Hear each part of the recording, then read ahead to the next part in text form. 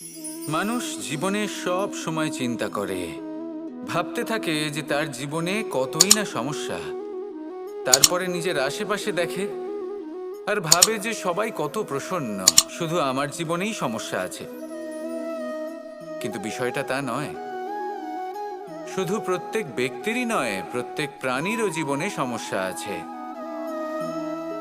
এবার মানুষ একটা পাখিকে দেখে এটাই ভাবে যে এদের জীবন কতটা সহজ। কোনো দেশেরই সীমারেখা এদের ওপর লাগু হয় না। কোথায় থাকবে সেই নিয়েও কোনো ভাবনা নেই। কত শান্তির জীবন এদের। তারপর সে একটা পিঁপড়েকে দেখে আর এটা ভাবে কি অসাধারণ, এদের তো সারা জীবনই মাটির উপরেই অতিবাহিত হয়, খাবারটাও মাটিতেই পেয়ে যায়। কি শান্তির জীবন এদের। কিন্তু যখন কোনো ঝড় আসে তখন সবার আগে সেই পাখির বাসাটাই ঝড়ে ভেঙে যায়। এই পাখি যে শাখাতেই গিয়ে বসে পড়ুক, তাদের উপর সবসময় সংকট থাকে যে ওপর থেকে কোনো বড় পাখি এসে তাদের উপর প্রহার না করে, তারা নিজেদের প্রাণ না হারায়।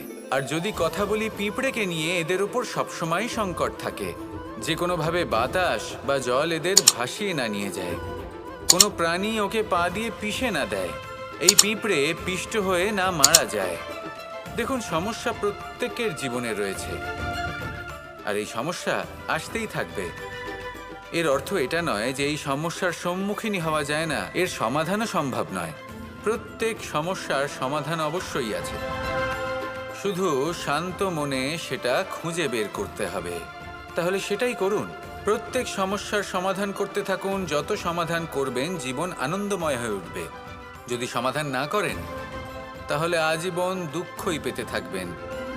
আসুন আমার সাথে ভালোবেসে বলুন, রাধা রাধা।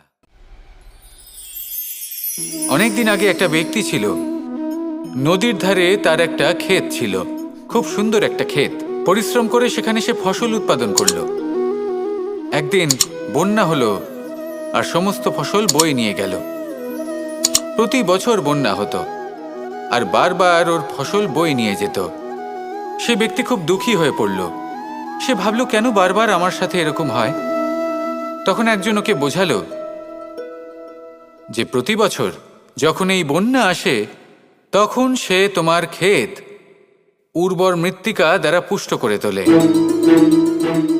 তখন সেই ব্যক্তি বুঝতে পারল যে প্রকৃতি ওকে কত বড় একটা উপহার দিয়েছে।